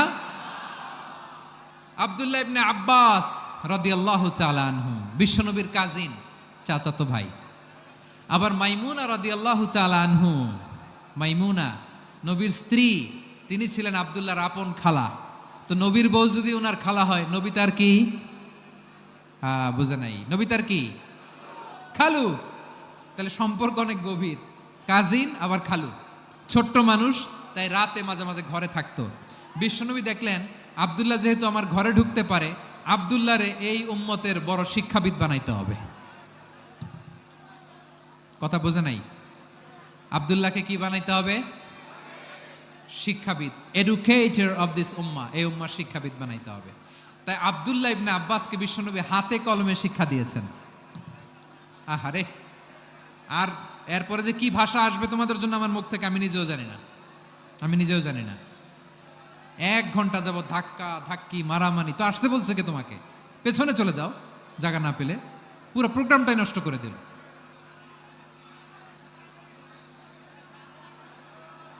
জি, আমার দিকে তাকান, আমি শেষ করে দিচ্ছি। হবে না, ইন্টেলেকচুয়াল আলোচনা এখানে হবে না, আমি বুঝতে পারছি, আমি শেষ করে দিচ্ছি। আব্দুল্লাহ ইবনে আব্বাস রাদিয়াল্লাহু তাআলা আনহু, মনোযোগ দিয়ে কয়েকটা মিনিট শুনুন, আমি এখনই শেষ করে দিচ্ছি। এরপর আওয়াজ করবে। এই যে এগুলো কি আমি বুঝলাম না। আমি বললাম না সব করা যাবে, বসে যাও, শুয়ে যাও, চলে যাও, আওয়াজ করা যাবে না। অন্যকে বসো এটাও বলার দরকার নেই, জাস্ট এদিকে তাকাও। আল্লাহ। আব্দুল্লাহ ইবনে আব্বাস রাদিয়াল্লাহু তাআলা আনহু, ওনাকে বিশ্বনবী হাতে কলমে শিক্ষা দিয়েছেন, যেহেতু উম্মতের শিক্ষাবিদ হবেন, এডুকেটর হবেন। তো বিশ্বনবী রাতে যখন তাহাজ্জুদ পড়তেন, ছোট্ট আব্দুল্লাহ ঘরে থাকতো। বুঝতে পেরেছেন? ছোট্ট মানুষ তো ঘরে থাকতো। তো বিশ্বনবী তাহাজ্জুদের জন্য একবার দাঁড়িয়েছেন, ছোট্ট আব্দুল্লাহ ওযু করে দাঁড়াইছে। আচ্ছা বলেন তো, ইমাম আর মুসল্লি মোট যদি 2 জন হয়, একজন ইমাম একজন মুসল্লি, তো মুসল্লি ইমামের কোন দিকে দাঁড়াবে? ডানে দাঁড়াবে। ছোট্ট আব্দুল্লাহ বোঝে নাই, বিশ্বনবী তাহাজ্জুদ শুরু করেছেন, উনি একতেদা করছেন আর দাঁড়াইছেন বায়ে। কোথায় দাঁড়িয়েছেন? আব্দুল্লাহ বলেন, যখন আমি বায়ে দাঁড়ালাম, আখাযা রাসূলুল্লাহ সাল্লাল্লাহু আলাইহি ওয়াসাল্লাম উযুনি আল ইউমনা ইয়াফতিলুহা, বিশ্বনবী নামাজরত অবস্থায় আমার কান ধরে টেনে আমার ডান দিকে এনে দাঁড় করায় দিলেন। পড়েন সুবহানাল্লাহ। দেখেন, হাতে কলমে শিক্ষা। আর জীবনে ভুল হবে? কথা কয় না, আর ভুল হবে? আর ভুল হবে না। এভাবে বিশ্বনবীর অনেক সঙ্গ পেয়েছেন, সফর করেছেন, একই বাহনে বসেছেন, এক বাহনে বসে লম্বা নাসিহত করেছেন, বলেছেন, ইয়া গোলাম ইহফাজিল্লাহ ইয়াহফাজকা, ইহফাজিল্লাহ তাজিদহু তুজাহাক, ইযা সাআলতা ফাসআলিল্লাহ ওয়া ইযা ইসতাআনতা ফাসতাইন বিল্লাহ। আল্লাহর বিধান মানো, আল্লাহর বিধান রক্ষা করো, আল্লাহ তোমায় রক্ষা করবে। আব্দুল্লাহ, চাইতে হলে আল্লাহর কাছে চাও, সাহায্য চাইতে হলে আল্লাহর কাছে সাহায্য চাও। মনে রাখো, গোটা বিশ্বের সবাই যদি তোমার সাহায্য করতে চায়, ততটুকুই করতে পারবে যতটুকু আল্লাহ তোমার নসিবে রেখেছে। গোটা বিশ্ব যদি তোমার বিরুদ্ধে ষড়যন্ত্রে দাঁড়িয়ে যায়, ক্ষতি ততটুকু করতে পারবে যতটুকু তোমার জন্য বরাদ্দ আছে। এর বাইরে কিছু করতে পারবে না। আওয়াজ করে বলেন ঠিক কিনা? এভাবে হাতে কলমে শিখিয়েছেন, বিশ্বনবীর সঙ্গ পেয়েছেন। উনাকে বিষ্ণু ইসলাম শিক্ষাবিদ, এডুকেটর অফ দিস উম্মাহ হিসেবে সিলেক্ট করেছেন, হাতে কলমে শিখিয়েছেন। বিশ্বনবী একবার প্রকৃতির ডাকে সাড়া দিয়ে এসেছেন। এখন কি করতে হবে? নামাজের জন্য অজু করতে হবে। বিশ্বনবী এসেই দেখেন অজুর বদনায় পানি ভরা, খুশি হয়ে গেলেন, বললেন, কে রেখেছে পানি? একজন বলল, আব্দুল্লাহ রেখেছে। বিশ্বনবী অত্যন্ত খুশি হলেন, খুশি হয়ে একটা দোয়া করলেন, বললেন, আল্লাহুম্মা ফাক্কিহু ফিদ্দীন ওয়া আল্লিমহু তা'ওয়ীল। আল্লাহ, তুমি আব্দুল্লাহকে দ্বীনের বুঝ দিও আর কোরআনের তাফসির শিক্ষা দিও। বিশ্বনবীর এই দোয়া এমন লাগছে, উনি রঈসুল মুফাসসিরিন, এই পৃথিবীতে যত মুফাসসির ছিল, যত মুফাসসির আসবে, সকল মুফাসসিরের সম্রাট হিসেবে স্বীকৃত হয়েছেন আব্দুল্লাহ ইবনে আব্বাস। বিশ্বনবী ওনারে আজান শিখান নাই, বিশ্বনবী ওনারে ল্যাঙ্গুয়েজ শিখান নাই, বিশ্বনবী ওনারে অ্যাম্বাসাডর বানান নাই, হাতে কলমে শিক্ষা দিয়েছেন। ছোট্ট মানুষ, বিশ্বনবী ইন্তেকাল করলেন, আবু বকরের সময় গেল, ওমরে ফারুকের খেলাফত, তখনও তিনি তরুণ। ওমরে ফারুক রাদিয়াল্লাহু তাআলা আনহু ওনার ক্যাবিনেট মিনিস্ট্রির বৈঠকে এই আব্দুল্লাহ ইবনে আব্বাসকে পাশ দিয়ে বসায় রাখতেন। বয়স্ক সাহাবারা এটা পছন্দ করতো না। তারা বলতো, ঘটনা কি? আব্দুল্লাহর মতো ছেলে নাতি আমাদের আছে, এরা কেন রাখে ওমরে ফারুক? ওমরে ফারুক এটা টের পেলেন, তিনি বুঝতে পারলেন যে ক্যাবিনেট মেম্বাররা এটা পছন্দ করে না, ছোট্ট আব্দুল্লাহরা কেন রাখি, কেন যে রাখি এটা একদিন বুঝাবো। একদিন মিটিংয়ে তিনি সবাইকে বললেন, ইদা জাআ নাসরুল্লাহি ওয়াল ফাতহ। এই আয়াত দ্বারা উদ্দেশ্য কি বলেন তো মুরব্বী সাহাবীরা? এক সাহাবী বলেন, এই সূরা দ্বারা উদ্দেশ্য আল্লাহ বলেছেন আমাদেরকে বিভিন্ন ল্যান্ড, বিভিন্ন এলাকা বিজয় করতে হবে। ওমরে ফারুক বললেন, না, হয়নি। আরেকজন বললেন, বিজয় হওয়ার পর আমাদের বেশি বেশি আল্লাহর বরত্বের ঘোষণা দিতে হবে, এটা উদ্দেশ্য। ওমরে ফারুক বললেন, না, হয় নাই। যারা জিজ্ঞেস করেন কেউ পারে না। সব শেষে বিশ্বনবী ছোট্ট আব্দুল্লাহরে বলেন, আব্দুল্লাহ, ইদা জাআ নাসরুল্লাহি ওয়াল ফাতহ এর দ্বারা উদ্দেশ্য কি বলো তো? ছোট্ট আব্দুল্লাহ বলেন, হুয়া আজালু রাসূলিল্লাহ। এই আয়াত দ্বারা বিশ্বনবীর বিদায়কে উদ্দেশ্য নেওয়া হয়েছে। ওমরে ফারুক বললেন, হাযা হুয়া, এটাই তো সঠিক উত্তর, এটাই সঠিক তাফসীর এই আয়াতের। কারণ ইদা জাআ নাসরুল্লাহি ওয়াল ফাতহ, যখন আল্লাহর সাহায্য আর বিজয় আসবে, ওয়া রাআইতান নাসা ইয়াদখুলুনা ফি দীনিল্লাহি আফওয়াজা, আপনি দেখবেন দলে দলে ঢলে ঢলে বানের পানির মতো মানুষ ইসলামের দিকে ঢুকতেছে। ইসলামের বিজয় হয়েছে। তো ইসলামের বিজয়ের মিশন নিয়ে নবী আসছে। বিজয়ী যখন হয়ে গেছে, এখন তো নবীর বিদায় হবে। জোরে বলেন ঠিক কিনা? কোন সাহাবী এই সূক্ষ্ম কথাটা ধরতে পারে নাই, ওই আব্দুল্লাহ ছাড়া। আব্দুল্লাহ যখন উত্তর দিছে, সব সাহাবীদের টনক নড়েছে। এরপর থেকে কোনো ক্যাবিনেট মিটিং এ আর কোনো সাহাবারা কোনো প্রশ্ন করে নাই। আওয়াজ করে পড়েন সুবহানাল্লাহ। বিশ্বনবী আব্দুল্লাহ ইবনে আব্বাসকে দ্য এডুকেটর অফ দ্য উম্মাহ, উম্মার শিক্ষাবিদ হিসেবে গ্রহণ করেছেন। আওয়াজ করে পড়তে হবে আল্লাহু আকবার। সাহাবীদের নামগুলো মনে থাকবে? এক নম্বরে আবু মাহজুরা, মুয়াজ্জিন বানাইছেন। যায়েদ ইবনে সাবিত, দোভাষী, ট্রান্সলেটর অফ প্রফেট, এবং তিনি ছিলেন বিশ্বনবীর ব্যক্তিগত সচিব। মুসআব ইবনে উমাইর, the first ambassador and diplomat of Islam. আব্দুল্লাহ ইবনে আব্বাস, এই উম্মার সবচেয়ে বড় এডুকেটর, শিক্ষাবিদ। আরেকজন ছিল আব্দুল্লাহ ইবনে মাসউদ রাদিয়াল্লাহু তাআলা। দুই আব্দুল্লাহ, আব্বাস গেল, আরেকজন হচ্ছে মাসউদ। মক্কার তরুণ, ছাগল পালতো মুশরিকের। বিশ্বনবী আর আবু বকর রাদিয়াল্লাহু তাআলা আনহু একবার গেলেন, যে দেখে এই তরুণ দাঁড়ায় আছে। বিশ্বনবী বলেন, আমি খুব ক্ষুধার্ত, তোমার কাছে কি দুধ আছে ছাগলের? আব্দুল্লাহ ইবনে মাসউদ বলে, আছে। ওয়ালাকিন আনা মুতামান, কিন্তু যে দুধ আছে এটা আমানতের, আমি দিতে পারবো না।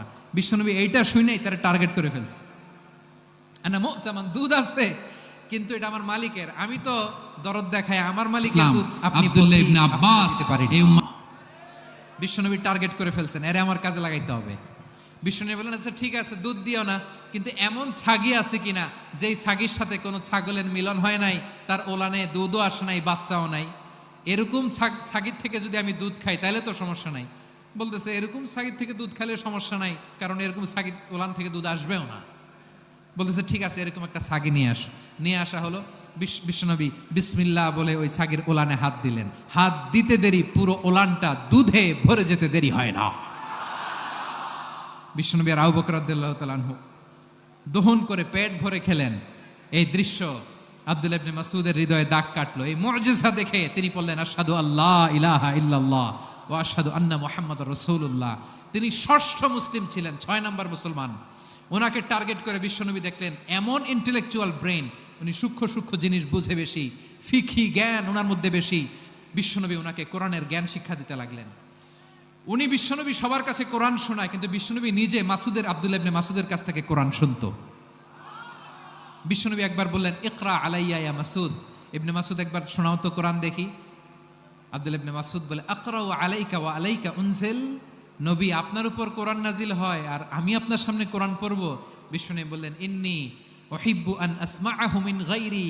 আমি নিজে পড়তে যেমনি ভালোবাসি, অন্যে পড়ুক আমি শুনবো, এটাও আমি ভালোবাসি। সূরা নিসা তিনি তেলাওয়াত করে শুনিয়েছেন। এমন সূক্ষ্ম সূক্ষ্ম বিষয় বিশ্বনবী উনাকে ধরিয়ে দিয়েছেন।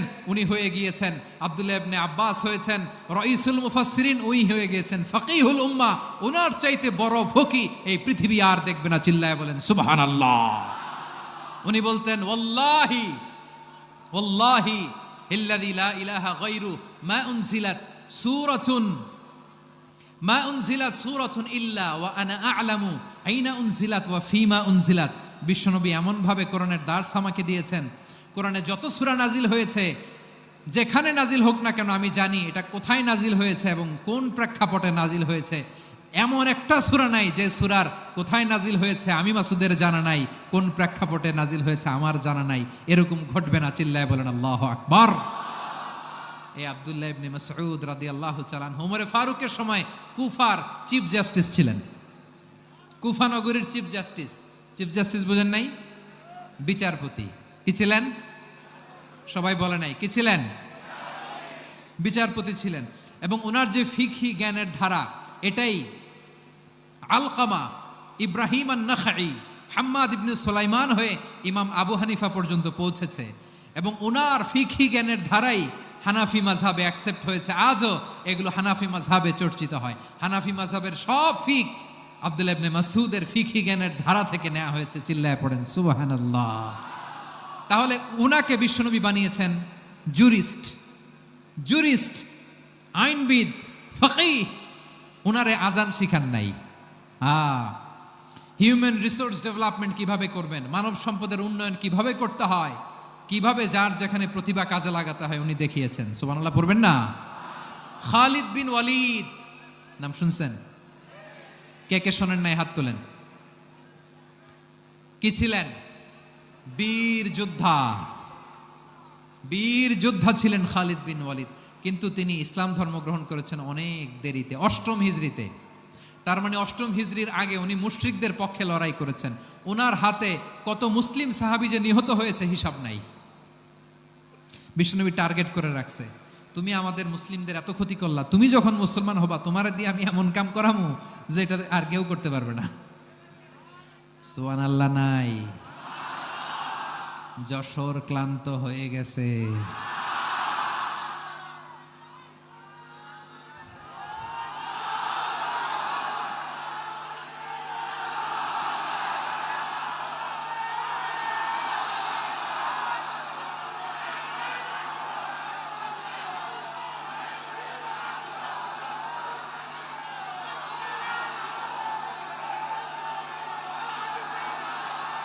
মাশাআল্লাহ, বসুন বসুন বসুন। খালিদ বিন ওয়ালিদ রাদিয়াল্লাহু তাআলা আনহু 8ম হিজরিতে মুসলিম হয়েছেন, মক্কা বিজয়ের আগে। তো মক্কা বিজয়ের আগে যখন মুসলিম হয়েছেন, এর আগে কি করছেন? কাফিরদের সাথে যুদ্ধ করেছেন। উনি উহুদের যুদ্ধে মুসলমানদের যে পরাজয় ভাব, কঠিন পরিস্থিতির মুখোমুখি উনার কারণে পিছন থেকে এমন আতর্কিত আক্রমণ করেছেন, মুসলমানদেরকে কচুকাটা করেছেন। 8ম হিজরিতে আল্লাহ তাআলা হেদায়েতের নূর দিয়ে ওনার হৃদয়টাকে উজালা করে দিলেন। লা ইলাহা এটা এমন বাণী যার হৃদয়ে একবার টাচ খাবে, এইটা থেকে সে আর পালিয়ে বেড়াতে পারে। ঝিনুকের ভেতর লুকিয়ে থাকে যেমন মতি, ঝিনুকের ভেতর লুকিয়ে থাকে যেমন মতি, কলমা শাহাদাতে আছে আল্লাহর জ্যোতি, কলমা শাহাদাতে আছে আল্লাহর জ্যোতি। ঠিক কিনা বলেন? মক্কা বিজয়ের আগে মুসলিম হলেন, হওয়ার পরেই বিশ্বনবীর টার্গেট ফুলফিল হলো। ওই যে টার্গেট করে রেখেছেন আর দোয়া করেছেন, খালিদ বিন ওয়ালিদ যদি মুসলিম হয় তাকে আমি মিলিটারি চিফ বানাবো। ওনাকে আজান শিখান নাই, ওনারে কান ধইরা নামাজের এই মাথা থেকে ওই মাথা আনান নাই, ফিকহি কোরআনের সূক্ষ্ম তাফসীর ওনারে শিখান নাই, অ্যাম্বাসেডর বানান নাই। বিষ্ণু ইসলাম উনাকে সামরিক অভিযানে প্রেরণ করেছেন। সামরিক অভিযানে তিনি প্রেরণ করেছেন। উনার জীবদ্দশায় উনার নেতৃত্বে যতগুলো যুদ্ধ হয়েছে, একটা যুদ্ধেও তিনি পরাজয় বরণ করেন নাই। ওমরে ফারুকের সময়কালে তিনি চিফ অফ মুসলিম মিলিটারি, মানে মুসলিম সেনাপতি হয়েছেন। যশোর আওয়াজ করো, ঠিক কিনা বলো? সেনাপতি, মুসলিম সেনাপতি। তাহলে কিভাবে হিউম্যান রিসোর্স ব্যবহার করতে হয় গোটা বিশ্ব আমার নবীর কাছ থেকে শিখে নাও। খালিদ বিন ওয়ালিদ, ওনাকে বিশ্বনবী একটা উপাধি দিয়েছেন। উপাধিটা হচ্ছে সাইফুল্লাহিল মাসলুল, আল্লাহর নাঙ্গা তরবারি, আল্লাহর খোলা তরবারি, দ্য ওপেন সোর্ড অফ আল্লাহ। খালিদ বিন ওয়ালিদ মুসলিম সেনাপতি। হাসান বিন সাবেত নাম শুনছেন? দেখি উনি কি ছিল বলেন? রাসূলের সভা কবি, কালচারাল হিজিমনিকে ডিফিট করার জন্য। উনি ভালো অস্ত্র চালানো জানতেন না, ওই কাজে উনি যেতেন না। ওনার ছিল কাব্য প্রতিভা। কাব্য প্রতিভা, কাফিররা কবিতা দিয়ে নবীকে গালি দিত। বিশ্বনবী বলতেন, ইয়া হাসান আজিব আন রাসূলিল্লাহ, তুমি নবীর হয়ে কাফেরদের এই কথাগুলোর জবাব দাও। বিশ্বনবীর একটা মিম্বার ছিল, বিশ্বনবীর মিম্বারের পাশাপাশি মসজিদে নববীতে এই হাসান বিন সাবেতের জন্য বিশ্বনবী একটা স্পেশাল মিম্বার বানিয়ে দিয়েছেন। এখান থেকে তুমি জবাব দাও। এবং বিষ্ণু বলেছেন আল্লাহুম্মা আইয়িদহু বিরূহিল কুদুস। আল্লাহ, হাসান আমার পক্ষে জবাব দেয়, তুমি জিব্রাইল মারফত তাকে সাহায্য পাঠাইয়া দিও। রাসূল সাল্লাল্লাহু আলাইহি ওয়াসাল্লামের সভা কবি, the poet of the prophet, নবীর কবি, উনি কবিতা দিয়ে এমন উচ্চাঙ্গের ভাষায় কবিতা দিয়ে তিনি জবাব দিতেন, কাফিরদের গা শিহরে যেত, তাদের হৃদয়ে আগুন ধরে যেত। তাহলে এরকম কবিরও দরকার আছে না নাই? এখন যাকে আল্লাহ দিছে কাব্য প্রতিভা, এরা যদি আপনি যুদ্ধের ময়দানে পাঠান হবে? যারে দিছে সুরেলা গলা, এরা যদি অ্যাম্বাসেডর বানান হবে না। হাসান বিন সাবিত ছিলেন বিষ্ণু ইসলামের কবি। হুযায়ফা ইবনুল ইয়ামান বিশ্বনবীর গোয়েন্দা বিভাগের প্রধান। কিসের প্রধান? হুযায়ফা ইবনুল ইয়ামান, ওনার ছিল ডিটেকটিভ মাইন্ড, গোয়েন্দা বিভাগের প্রধান। এবং উনি হচ্ছেন সাহিবু সিররি রাসূলিল্লাহ, রাসূল সাল্লাল্লাহু আলাইহি ওয়াসাল্লামের গোপন তথ্যের ধারক বাহক। নবীর যেই কথা কেউ জানে না, সব হুযায়ফার পেটের ভিতরে ছিল। সুবহানাল্লাহ পড়েন। মদিনার যত ইহুদিদের একটা লিস্ট ছিল, এই লিস্ট শুধু দুইজন জানতো, বিশ্বনবী আর হুযায়ফা। সুবহানাল্লাহ পড়বেন না? তাহলে ওনাকে কোন দায়িত্ব দিছে? কোন বিভাগ? যশোর, আওয়াজ করো, কোন বিভাগ? গোয়েন্দা বিভাগের হেড ছিল। খন্দকের যুদ্ধে প্রচন্ড আজকের মতো শৈত্য প্রবাহ, মাটি খনন করতে করতে সাহাবীদের পেটে ক্ষুধা নাই, দাঁড়াইতে পারে না নামাজের জন্য, এত ক্লান্ত, ক্লান্ত শ্রান্ত। বিশ্বনবী বললেন, কে আছো? এই কঠিন শীত, এই ভয় আর ক্ষুধার মধ্যেও খন্দকের পরীক্ষার টপকে শত্রু শিবিরে যে আমাকে তথ্য দিবা, কে আছো? কারো গায়ে শক্তিই নাই যে দাঁড়াবে, কেউ দাঁড়ায় না। বিশ্বনবী তখন নিজে হুযায়ফাকে ডাক দিলেন, হুযায়ফা, যে আমাকে আজকে শত্রু শিবিরের তথ্য এনে দিবে, সে জান্নাতে আমার মোরাফাকা, আমার সঙ্গী হবে। হুযায়ফা রাদিয়াল্লাহু ইবনুল ইয়ামান জীবনের ঝুঁকি নিয়ে এই ক্ষুধা, শৈত্য প্রবাহ, কোল্ড ওয়েভসকে উপেক্ষা করে পরীক্ষা টপকে শত্রু শিবিরে যে সবার কথাগুলো চুপে চুপে শুনে বিশ্বনবীর দরবারে এসে গোয়েন্দাদের মতো তথ্য সরবরাহ করেছে। বিশ্বনবীর গোয়েন্দা বিভাগের প্রধান হুযায়ফা ইবনুল ইয়ামান ইন্টেলিজেন্স বিভাগ চালাতেন। মুনাফিকদের নাম ওনার কাছে ছিল। মুআয ইবনে জাবাল মদিনা রাষ্ট্রের সবচেয়ে সিনিয়র আমলা ছিলেন। আমলাতন্ত্র চিনেন তো? প্রশাসনিক কাজ যারা চালায়, অ্যাডমিনিস্ট্রেশন বুঝেন না? The department of administration. মদিনার রাষ্ট্রের সিনিয়র আমলা মুআয ইবনে জাবাল মুতাখাসসিসুন ফিল হালাল ওয়াল হারাম, হালাল হারামের স্পেশালিস্ট ছিলেন। বিশ্বনবী উনাকে ইয়ামানের গভর্নর করে পাঠাইছেন। বলেছেন, ইন্নাকা তা'তি কওমান আহলা কিতাব, এমন গোষ্ঠীর কাছে যাবা এরা ইহুদি নাসারা, আগে শাহাদা পড়লে এরপরে নামাজের দাওয়াত দিও, নামাজ পড়লে যাকাতের দাওয়াত দিও। গভর্নরের অ্যাটিটিউড যেমন থাকে তেমন অ্যাটিটিউড ধরে রেখো। সুবহানাল্লাহ পড়েন। তাহলে মুআয ইবনে জাবালকে দিয়ে বিশ্বনবী কবিতা লেখায় নাই, চিঠি লেখায় নাই, আজান দেওয়ায় নাই। সুবহানাল্লাহ পড়বেন না? সব শেষ সাহাবী বলি আবু হুরায়রা রাদিয়াল্লাহু তাআলা, নাম শুনছেন? বিড়ালের বাবা। কি করতেন? খালি হাদিস মুখস্থ করতেন। উনি বলতেন, আলজামু রাসূলুল্লাহ আলা মিল ইবাতনি, আমার শুধু পেটের ক্ষুধার বন্দোবস্ত হইলে আমি নবীর সঙ্গ ছাড়তাম না। আমার আনসার সাহাবারা ক্ষেত খামারের কাজ করতো, আমার মুহাজির সাহাবারা ব্যবসা করতো, আর আমি নবীর সাথে সাথে থাকতাম। শুধু সকাল বিকাল দুই বেলা যদি আমার খাবারের বন্দোবস্ত হয়, আমি আর নবীর লক ছাড়ি না। সুবহানাল্লাহ কইবেন না? 5374টা হাদিস তিনি বর্ণনা করেছেন। সবচেয়ে বেশি হাদিস বর্ণনাকারী সাহাবী। হাদিস প্রিজার্ভেশনের কাজে বিশ্বনবী ওনাকে কাজে লাগিয়েছেন। উনি একদিন বলেন, ইয়া রাসূলুল্লাহ আসমাউ মিনকা কাসীরান ফালা আহফাজু, নবী অনেক কথা শুনি আমার মনে থাকে না। বিষ্ণু বললেন, তাই? উবসুত রিদাক, তোমার চাদরটা বিছাও। আবু হুরায়রা বিছালেন, বিশ্বনবী হাত বুলায় দিলেন, এরপরে অনেক হাদিস বর্ণনা করলেন। আবু হুরায়রা বলে, তারপর থেকে বিশ্বনবী যাই বর্ণনা করে আমি শুনি আর একটাও ভুলি না। এখন সুবহানাল্লাহ। বিশ্বনবী ওনাকে হাদিস প্রিজার্ভেশন, নবীর এই যে লক্ষ্য হাদিস প্রিজার্ভেশনের এই দায়িত্ব দিয়েছেন সাইয়েদনা আবু হুরায়রা রাদিয়াল্লাহু তাআলা আনহুকে। প্রিয় ভাইরা, তাহলে 10 জন সাহাবীর কথা যে বললাম, আপনারা কি খেয়াল করেছেন কত বড় ট্যালেন্ট হান্টার, চৌকস ট্যালেন্ট হান্টার ছিল আমার নবী। এক একজনের এক এক ট্যালেন্ট, এক এক কাজে অ্যাসাইন করেছেন, এক একজনকে এক এক দায়িত্ব দিয়েছেন, এক একজনের প্রতিভাকে এক একভাবে বিকশিত হওয়ার সুযোগ দিয়েছেন। আওয়াজ করে বলেন ঠিক কি না? এখন আমার পর্দার আড়ালে আমার মায়েরা বলবে, এতগুলো পুরুষ সাহাবীর কথা বললো, নারী সাহাবীরা কি কিছু করে নাই? হ্যাঁ, একজন নারী সাহাবীর কথা বলে মোনাজাত হবে, দোয়া ছাড়া কেউ যাব না। রুফাইদা আল আসলামিয়া রাদিয়াল্লাহু তাআলা আনহা, ওনার বাবার নাম সাআদ আল আসলামি।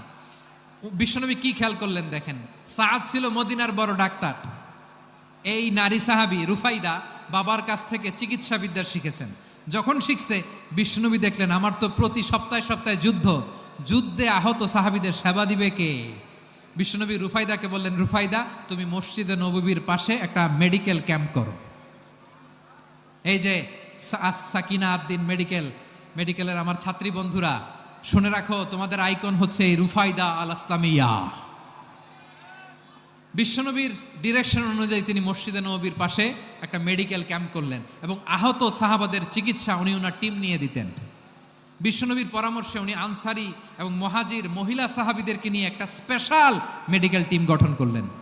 খায়বার যুদ্ধে 7ম হিজরিতে যখন বিশ্বনবী যায়, উনি ওনার টিম নিয়ে আসলেন, বললেন, ইয়া রাসূলুল্লাহ, আমরা তো তলোয়ার চালাতে পারি না, আমরা তো তীর মারতে পারি না, আপনি যদি অনুমতি দেন খায়বার অভিযানে আমি আমার টিম নিয়ে মেডিকেল টিমের সেবাটা সার্ভিসটা দিতে চাই। পড়েন সুবহানাল্লাহ।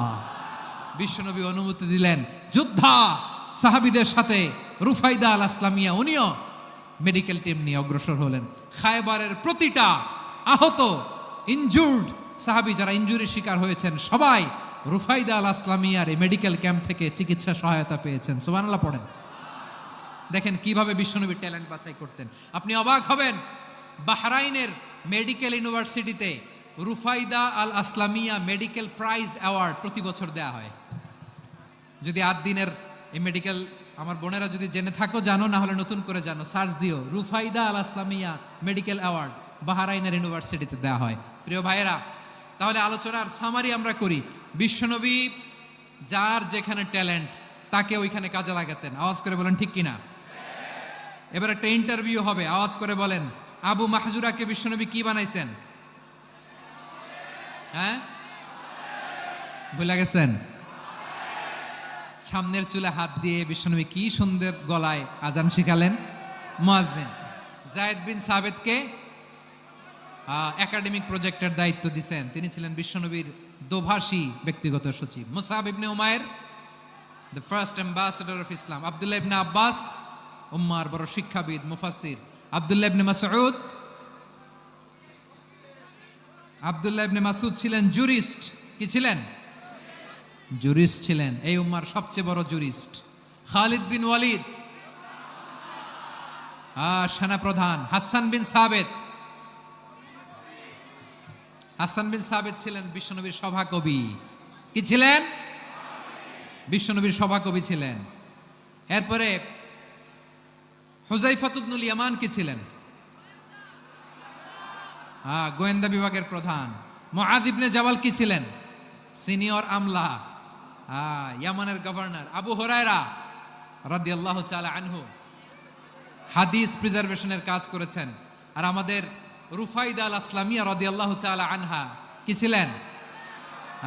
নার্স ছিলেন। নার্স হয়ে মেডিকেল সেবা দিয়েছেন। প্রিয় ভাইয়েরা, পুরো আলোচনার যদি সামারি করি, তাহলে বিশ্বনবী যেভাবে হিউম্যান রিসোর্সকে ম্যানেজ করেছেন, যার যেখানে প্রতিভা কাজে লাগিয়েছেন, আমরাও যদি করি, আমাদের বাংলাদেশের চিত্র আমরা পাল্টে দিতে পারবো।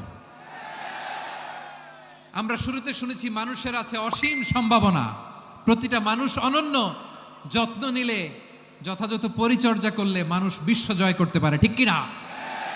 আমাদের হাফেজে কোরআনের সামনে দাঁড়াতে পারে এমন কোন হাফেজে কোরআন আল্লাহর জমিনে জন্ম হয় নাই। গোটা বিশ্ব কাঁপিয়ে তারা সেরা। আমাদের ক্রিকেটাররা সেরা, আমাদের তৈরি পোশাক শিল্প সেরা। এরকম অনেক অনেক সেরা জিনিস আছে, আমরা এগুলোরে নার্চারিং করতে পারি নাই, পরিচর্যা করতে পারি নাই, সঠিক তারবিয়াতের অভাব। তাহলে মানুষের অসীম সম্ভাবনাকে কাজে লাগাতে হবে। ঠিক কিনা বলেন? ইউনুস গভর্নমেন্টকে আমি বলবো, অল্প সময়ের জন্য আপনারা এসেছেন, সংস্কারও করতে হবে, আবার নির্বাচনও করতে হবে। সব সংস্কার হয়তো করতে পারবেন না, যতটুকু পারবেন এর মধ্যে আমাদের যে হিউজ ম্যান পাওয়ার, আমাদের যে মানব সম্পদ, হিউম্যান রিসোর্স, এটাকে ডেভেলপ করে আপনাদের যেতে হবে। যেটা পারবেন না সেটাকে পরবর্তী নির্বাচিত গভর্নমেন্টের কাছে রেখে যেতে হবে, যে তারা যেন করে, তাদের কাছে আপনারা এটা রেখে যাবেন। তাহলে মানুষ চাইলে বিশ্ব জয় করতে পারে, আর মানুষকে হারাতে পারে কেউ? জোরে বলো যশোর, মানুষকে হারাতে পারে কেউ? আল্লাহ আমাদেরকে জনসংখ্যা দিয়েছেন প্রিয় ভাইয়েরা।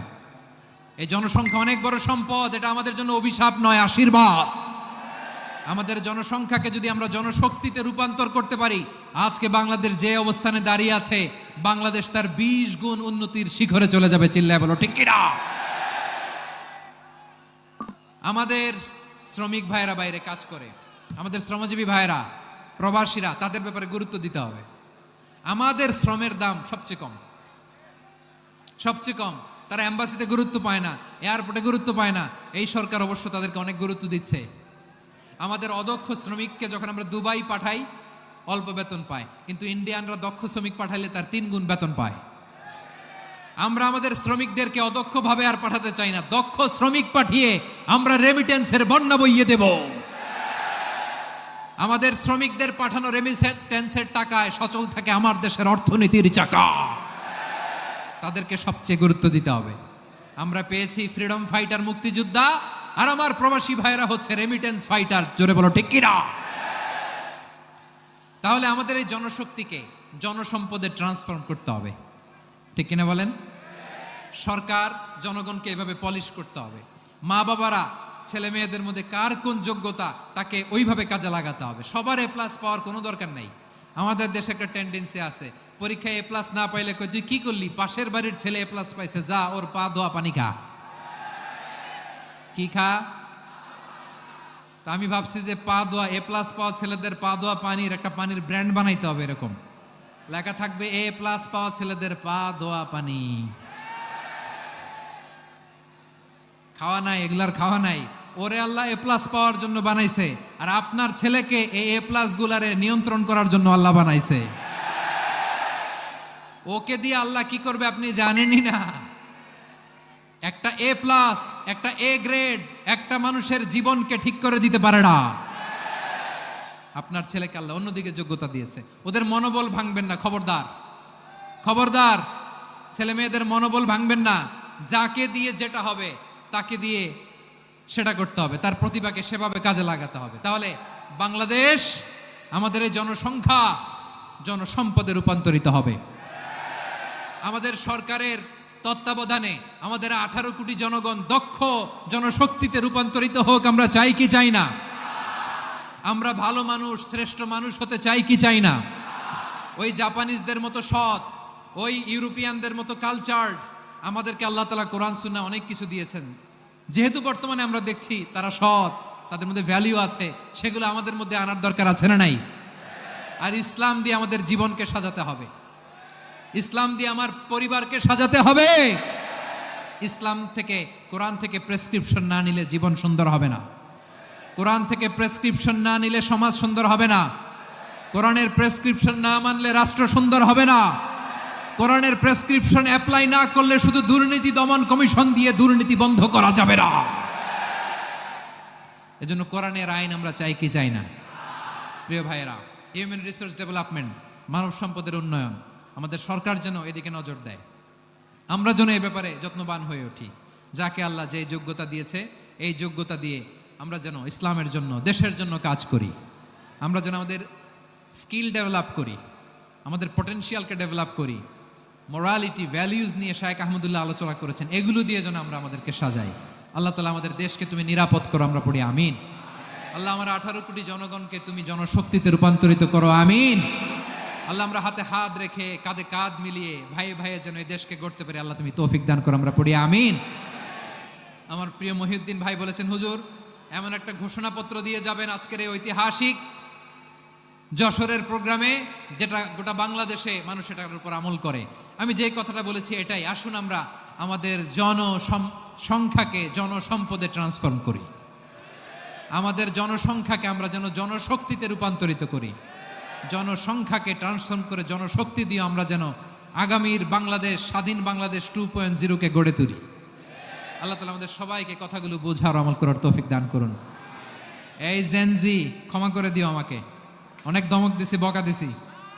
আল্লাহ তোমাদেরকে নিজের কবুল করুক, যশোরবাসীকে কবুল করুক, আর দিনকে কবুল করুক, এই মেডিকেল কলেজকে কবুল করুক, ইসলামের জন্য বাদ ভাঙা এই জোয়ার এবং উচ্ছ্বাসকে আল্লাহ তাআলা কবুল করুক।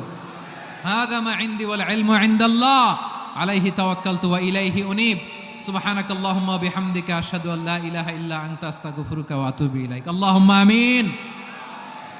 রব্বানা ظلمنا أنفسنا وإن لم تغفر لنا وترحمنا لنكونن من الخاسرين. ربنا آتنا في الدنيا حسنة وفي الآخرة حسنة وقنا عذاب النار. ও বিশাল আকাশের মালিক, বিশাল জমিনের মালিক, তোমার আকাশ বাতাসের তুলনায় আমাদের হাত দুইটা বড় ছোট্ট রে আল্লাহ। ছোট দুটি হাত পেতে বুক ভরা আশা নিয়ে তোমার শাহী দরবারে চেয়ে রইলাম। আমাদের জিন্দেগির গুনাহ খাতা তুমি মাফ করে দাও। আমাদের আব্বা আম্মা দাদা দাদি আত্মীয় স্বজন সবার গুনাহ খাতা তুমি মাফ করে দাও। আমাদের যত আত্মীয় স্বজন কবরের বাসিন্দা প্রত্যেকের কবরটারে তুমি কোরআনের নূর দিয়ে মোনাওয়ার করে দাও। আল্লাহ আজকের এই যশোরের প্রোগ্রামকে তুমি কবুল আর মঞ্জুর করে দাও।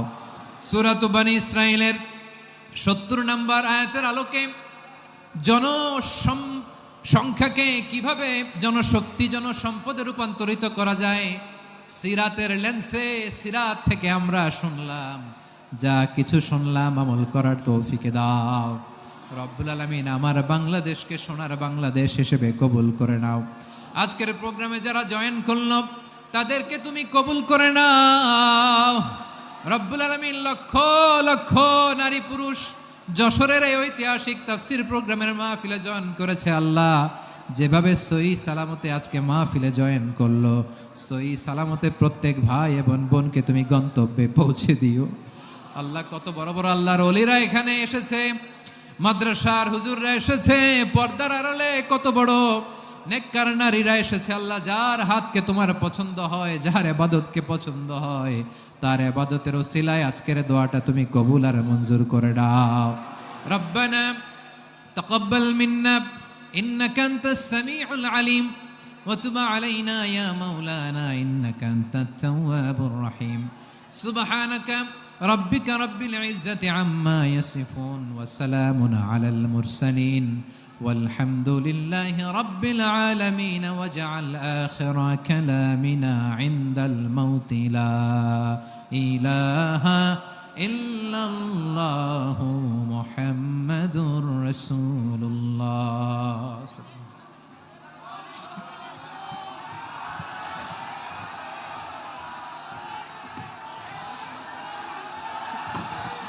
ভাইরা একটু আস্তে আস্তে আমরা বের হয়ে যাই, আস্তে আস্তে বের হয়ে যাই। আপনাদের বিনয়ের সঙ্গে বলছি আপনারা আস্তে আস্তে বের হয়ে যান। সবাইকে অনুরোধ করছি বের হয়ে যান।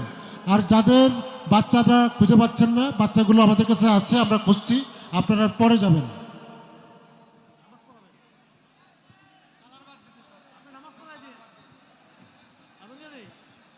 আস্তে আস্তে